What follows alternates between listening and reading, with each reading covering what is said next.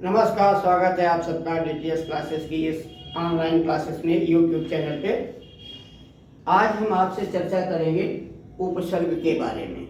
उपसर्ग क्या होते हैं और इनसे संबंधित प्रश्न कैसे प्रतियोगी परीक्षा में पूछे जाते हैं। तो ध्यान रखिएगा, दो शब्दों से मिलकर के बना उप प्लस सर्ग। उप का मतलब होता समीप या नजदीक या सामने। जैसे उपराष्ट्रपति तो राष्ट्रपति के समीप, उप प्रधानाचार्य तो प्रधानाचार्य के समीप। तो उप का मतलब समीप और सर्ग का मतलब सृजन करना या निर्माण करना। तो समीप से निर्माण करना। ध्यान रखिएगा, उपसर्ग शब्द से पूर्व में जोड़े जाते हैं और उपसर्ग के माध्यम से होता क्या है, उपसर्ग के माध्यम से शब्द के अर्थ में परिवर्तन किया जाता है। शब्द के अर्थ में क्या करते हैं, परिवर्तन यानी बदलाव। ज्यादातर या तो शब्द के अर्थ में वृद्धि करते हैं या अन्य चीजें। अब प्रश्न होता है कि उपसर्ग क्या करता है, यह हिंदी साहित्य में उपसर्ग के क्या काम। ध्यान रखेंगे, अगर बहुत कायदे से इस चीज को पढ़ते रहेंगे, आप चाहें तो अपना भी नोट्स बना सकते हैं ताकि विधिवत इस बात को समझ सकें। तो देखते हैं उपसर्ग के कार्य क्या क्या है, यानी हिंदी में क्या आवश्यकता पड़ गई उपसर्ग की, क्या जरूरत है, क्या काम करते हैं। तो उपसर्ग का पहला काम है शब्द के अर्थ में वृद्धि करना। शब्द के अर्थ में वृद्धि करना ये उपसर्ग का पहला काम है। जैसे अगर कोई शब्द लिखा गया ज्ञान, शब्द था ज्ञान, इससे पहले उपसर्ग लगा दे वि, हो गया विज्ञान यानी विकसित ज्ञान। शब्द था ऐसे शुद्ध और पहले लगा दिया वि, तो शब्द हो गया विशुद्ध यानी और भी ज्यादा शुद्ध। तो उपसर्ग क्या कर रहा है, शब्द के अर्थ में वृद्धि कर रहा है। दूसरा इसका जो महत्वपूर्ण काम है वो काम है शब्द के अर्थ को विपरीत करना यानी विलोम करना। दूसरा काम है शब्द के अर्थ को विपरीत कर देता है, शब्द के अर्थ को विलोम बना देता है। जब हम विलोम के भाग को पढ़ाएंगे तब आपको ये बात विस्तार से बताई जाएगी कि विलोम कितने प्रकार के होते हैं, कैसे बनाए जाते हैं। तो शब्द के अर्थ को कैसे, जैसे आया डर, अब डर शब्द है, नी लगा दिया, हो गया निडर नहीं डर। जैसे धर्म शब्द है और धर्म से पहले आ लगा दिया तो अधर्म यानी नहीं है धर्म। सत्य से पहले आ लगा दिया तो नहीं है सत्य, असत्य हो जाएगा। तो क्या करता है, शब्द के अर्थ को विपरीत कर देता है। और तीसरा इसका महत्वपूर्ण काम है नए शब्द का सृजन करना, यानी नए शब्द का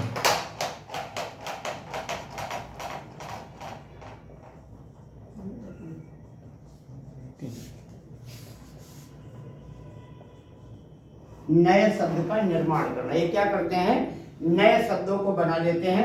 जैसे मान लीजिए शब्द है हार, अब हार से पहले लगा दिया उप, अब उपहार।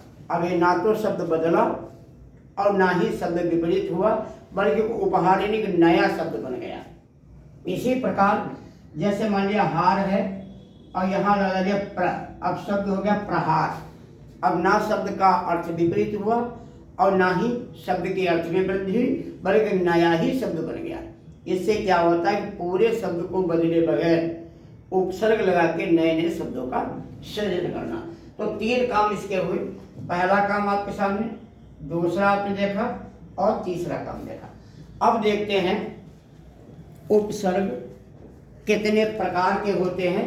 उपसर्ग के प्रकार पर भी चर्चा कर लेते हैं आपसे। उपसर्ग जो है तीन प्रकार के होते हैं। पहले उपसर्ग होते हिंदी के, पहले उपसर्ग तत्सम यानी संस्कृत के। कौन से उपसर्ग है, तत्सम। तत्सम की बात आ जाएगी, यानी ये संस्कृत के उपसर्ग हैं। दूसरे उपसर्ग होते हैं आपके हिंदी के। हिंदी में हो गया तद्भव। तीसरे उपसर्ग जो होते हैं वो आगत।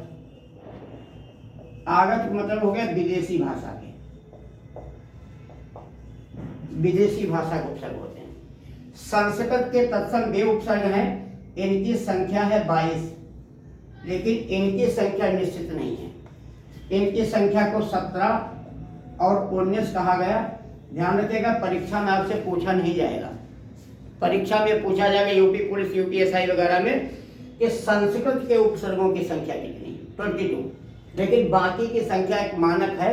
संख्या इसकी पूर्णतया एनसीईआरटी में नहीं लिखी गई है या पूरा इसका नहीं बताया गया। अब संस्कृत के उपसर्ग कौन कौन से हैं? जैसे अति। अब अति उपसर्ग है, इसका मतलब क्या होता है? अधिक। अब जैसे आगे शब्द बन गया अत्यधिक, यह शब्द हो गया अत्याचार या अत्यंत, बहुत शब्द से बन जाएंगे। संस्कृत का उपसर्ग है पर। पर माने होता है चारों ओर। क्या इसका अर्थ होता है? चारों ओर। फिर से ध्यान रखिएगा, उपसर्ग का कोई अर्थ होता नहीं है, उपसर्ग का अर्थ माना जाता है, होता नहीं अर्थ। जैसे आ का मतलब है नहीं, अज्ञान यानी ज्ञान नहीं, लेकिन आ का मतलब अगर ज्ञान होता या नहीं होता तो हर जगह नहीं की जगह आ का प्रयोग कर दिया जाता है, वो केवल मानक है, ऐसा मान लिया जाता है। तो पर माने हो गया चारों। जैसे बन गया शब्द पर्यावरण या परिवर्तन, इस प्रकार के शब्द बन गए। तो ऐसे अति है, परि है, एक शब्द था नी आ जाएगा, निर आ जाएगा, दुष आ जाएगा, ऐसे बहुत से इसके शब्द बनते चले जाएंगे। तो उपसर्ग और शब्द के बीच का हमें भेद पता होना चाहिए, जिससे उपसर्ग को पहचानने में आसानी होती है कि मूल शब्द क्या है। एक बार परीक्षा में पूछा गया था अप्रत्याशित, ये यूपी पुलिस में अप्रत्याशित शब्द में मूल शब्द क्या है?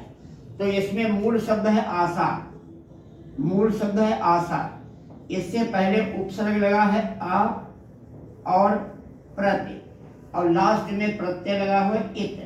तो मूल शब्द ये है आशा और बाकी ये सब उपसर्ग लगे हुए हैं। तो हमें इससे पहचान हो जाती है कि मूल शब्द क्या है और उपसर्ग कौन सा लगा है, प्रत्यय कौन सा लगा है।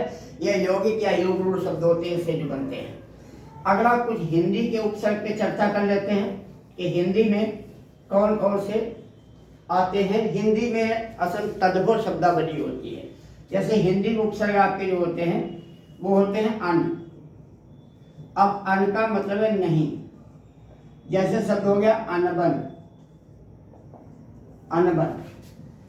तो अनबन शब्द क्या हो गया कि बन नहीं रही है, तो अन एक हिंदी का उपसर्ग है। जैसे उ माने होता है, उ उपसर्ग का अर्थ होता है अलग, अलग। शब्द बनता है जैसे उजाड़, शब्द बन जाता उधार, जड़ से अलग और मुख्य धारा से अलग, उधार शब्द हो गया। इसी प्रकार से चहु शब्द है, चहु माने होता है चारों तरफ। क्या हो जाएगा? चहु ओर।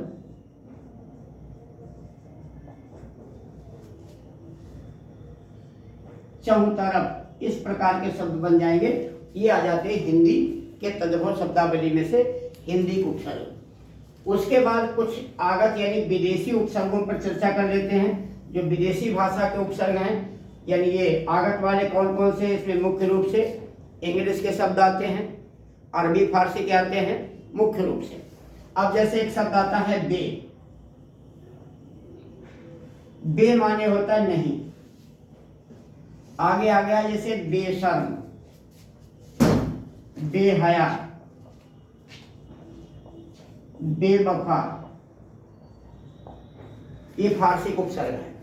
इसी प्रकार से आ जाता है हम। हम का मतलब होता है साथ साथ। जैसे हो गया हमराज, हम सफर। इसी प्रकार एक फारसी उपसर्ग सर। सर माने होता है मुख्य।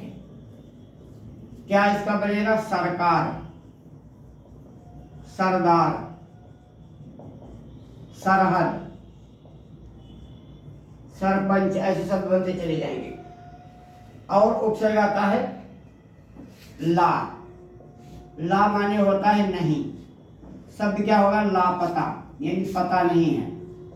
लाजवाब, यानी जवाब नहीं है। ला वारिस यानी वारिस नहीं है। किस भाषा का उपसर्ग बन गया? ये आगत में यानी फारसी भाषा के। अब इसी में कुछ हिंदी और अंग्रेजी भाषा के उपसर्ग देखते हैं जो अंग्रेजी के होते हैं। फिर इनका एक अंतर देख लीजिएगा, अंतर क्या होता है इन उपसर्गों में। जैसे इंग्लिश के उपसर्गों में आता है हेड। हेड माने होता है मुख्य, जैसे आ जाएगा head master, head office,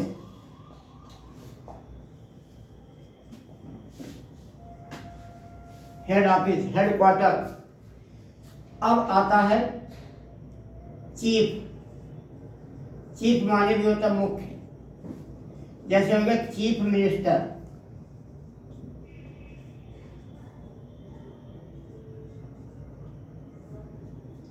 chief officer,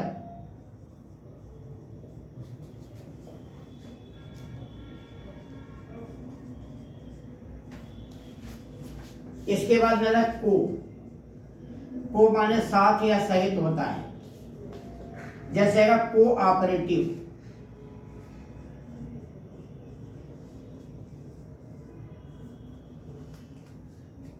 एक शब्द आता है सब। सब माने होता सहायक,